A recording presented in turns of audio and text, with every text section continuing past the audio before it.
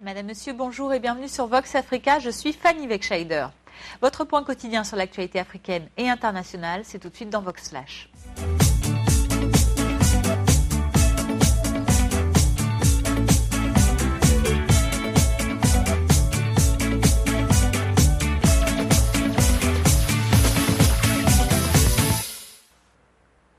Ouvrons notre journal de ce lundi 25 janvier 2016 au Burkina Faso.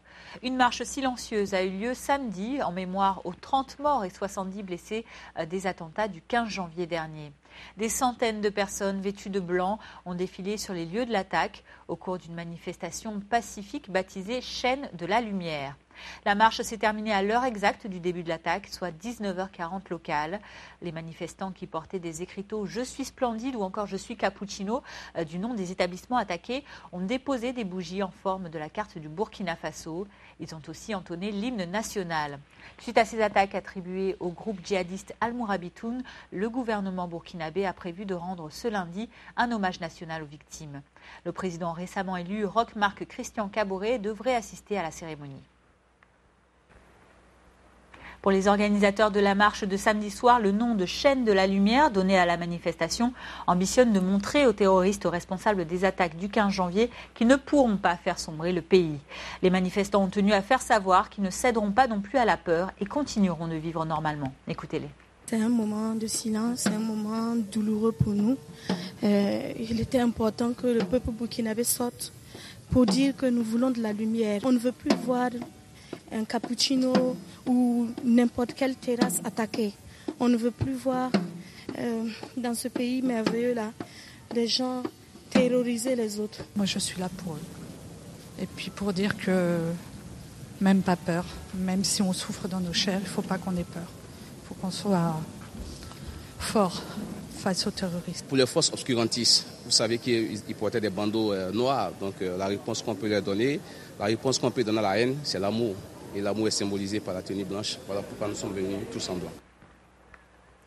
Et tout juste une semaine après cet attentat terroriste d'hôtels et de restaurants d'Ouagadougou, c'est un dépôt d'armes et de munitions de l'armée burkinabé qui vient d'être attaqué ce vendredi vers 3h locales. Le bâtiment situé près de la capitale a été cible d'anciens membres du RSP, le régime de sécurité présidentielle. Cette unité militaire loyale à l'ancien président déchu Blaise Compaoré est responsable du coup d'État manqué du 17 septembre dernier. Les détails fournis par ces militaires de l'armée du Burkina Faso. D'hier à aujourd'hui, le bilan fait état de 11 individus arrêtés, tous de l'ex-RSP. Les opérations sont toujours en cours. Il n'y a eu que quelques fusils qui ont été emportés. Les assaillants n'ont pas pu, heureusement, emporter de munitions. L'objectif premier de ces éléments, c'est s'attaquer essentiellement aux infrastructures militaires. Et pourquoi pas, notamment la Makane, où se trouvent certainement certains de leurs anciens responsables qui prétendraient pouvoir libérer. Ceux qui ont été arrêtés également sont en train de témoigner, de dire avec qui ils étaient pendant ces opérations-là. Dans les îles d'Afrique australe des Comores, la campagne présidentielle bat son plein. Le scrutin qui se déroulera dimanche 21 février prochain a vu hier dimanche le premier meeting de l'ancien président Azali Oussamani, qui a été à la tête de l'archipel de l'océan Indien de 2002 à 2006.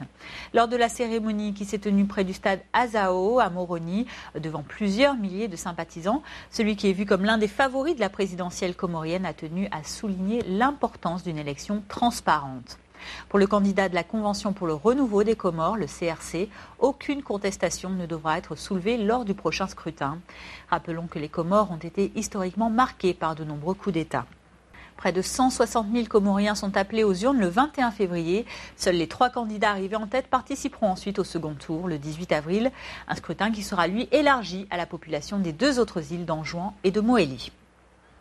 À l'international, les étudiants pakistanais de la ville de Charsada ont manifesté vendredi. Leur revendication, obtenir plus de sécurité, notamment dans l'enceinte de l'université Bachar Khan. Cette manifestation intervient 2 jours après l'attaque de l'établissement par des talibans. La tuerie a fait, selon le dernier bilan, 21 morts. Un hommage avait été rendu dans le pays jeudi en mémoire à ses victimes.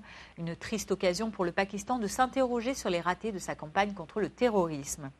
Alors que l'enquête se poursuit et que la police a déclaré avoir arrêté une 50aine de personnes, une nouvelle bombe a été désamorcée le lendemain matin de l'attaque de l'université dans une gare routière très fréquentée de la ville voisine de Peshawar. 7 blessés de l'attaque de l'université sont actuellement dans un état stable et sont soignés dans les hôpitaux locaux. Quant à la plupart des personnes décédées, elles ont été enterrées dès mercredi, conformément à la tradition musulmane. Je vous propose d'écouter ces témoignages de manifestants qui étaient présents vendredi à la marche en hommage aux victimes.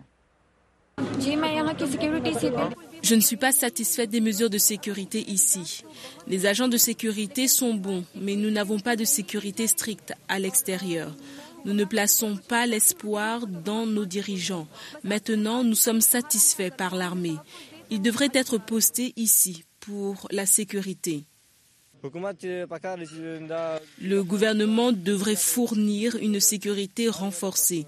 Il devrait déployer l'armée ici, pas seulement pour l'université de Bachakan, mais pour toutes les universités et les écoles. Le Pakistan est par ailleurs sous le coup de nouvelles menaces. Dans une vidéo qui a été postée vendredi sur les réseaux sociaux, des talibans annoncent de futurs attentats dans toutes les écoles du pays. Du côté des forces de sécurité, on annonce l'arrestation de 5 suspects, complices supposés de l'attentat mercredi de l'université Bashar Khan. Les détails avec ce porte-parole de l'armée pakistanaise. Nous devons renforcer l'autorité de l'État. Nous continuerons nos opérations contre les terroristes et nous en débarrasserons. Les terroristes étaient établis en Afghanistan. Ils sont venus en passant par Tokkoum comme des citoyens ordinaires et se sont rendus à Mardan en transport public.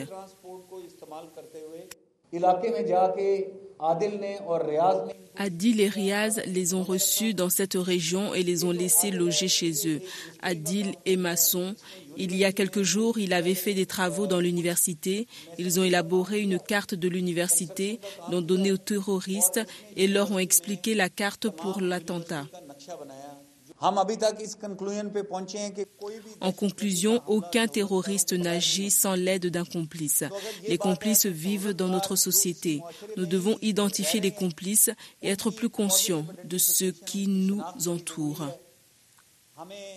Un mot de sport à présent avec une activité de saison dans l'hémisphère nord surtout, le ski. Si les températures trop douces ne permettent pas toujours d'apprécier la neige en montagne, cet hiver, les amateurs de ski ont une alternative. Direction le nord de la France où les amateurs de glisse peuvent tout de même se faire plaisir toute l'année et à faible altitude. Ces loisirs sont possibles loin des montagnes grâce à cette piste synthétique installée sur un terril. C'est une leçon de ski presque comme les autres. Lève le talon, lève. Voilà, pose. Essaye d'appuyer, c'est un peu dur. Bouge pas, je vais t'aider. Pourtant, c'est à 600 km des montagnes que ces enfants prennent leur premier cours. Bienvenue sur la plus basse station de France. À 129 mètres d'altitude, installée sur un terril, vestige du temps où le Pas-de-Calais vivait de la mine. La piste est en synthétique.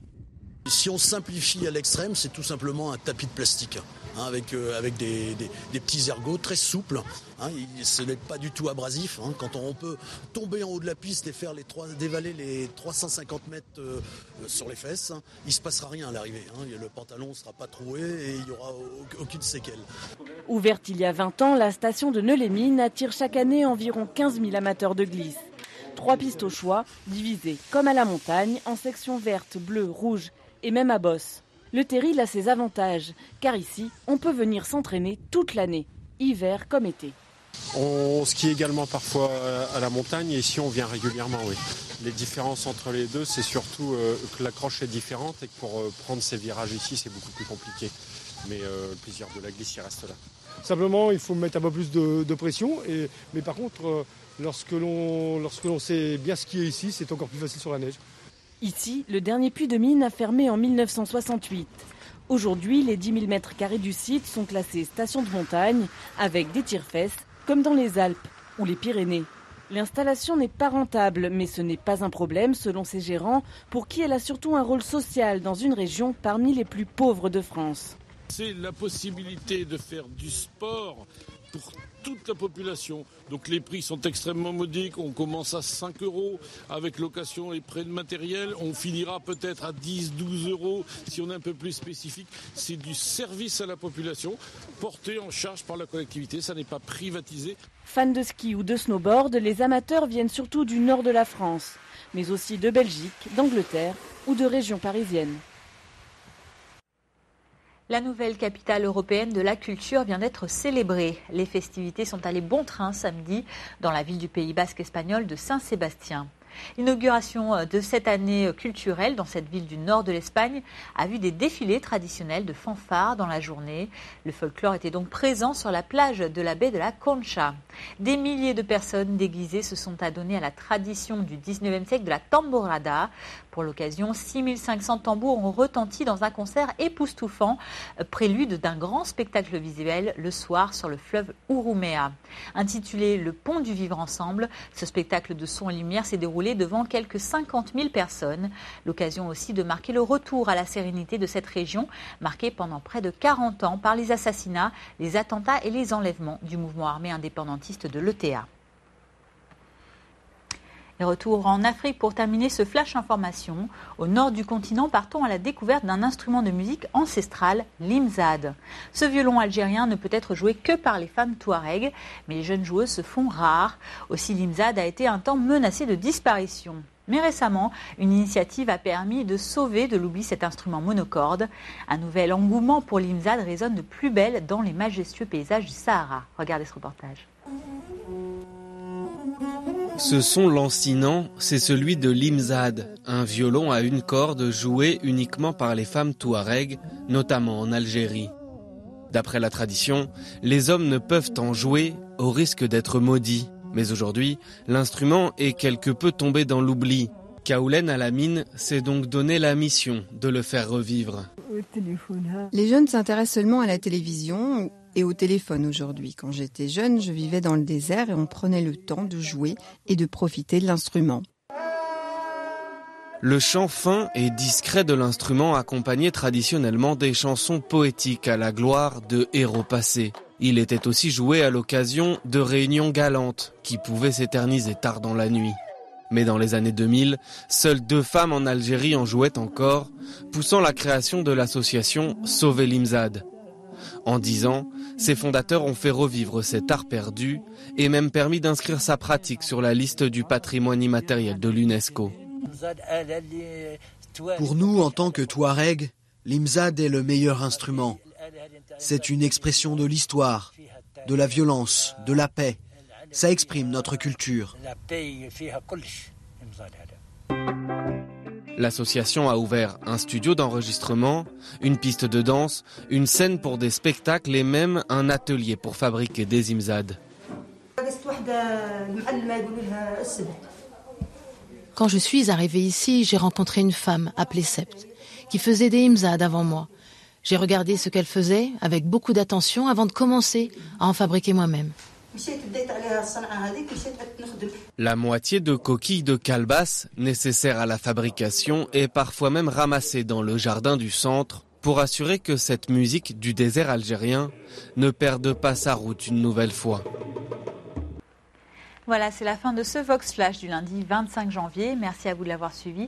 Je retrouverai avec un grand plaisir demain, mardi, pour votre point quotidien sur l'actualité. D'ici là, passez une bonne journée, bonne suite de programme sur Vox Africa.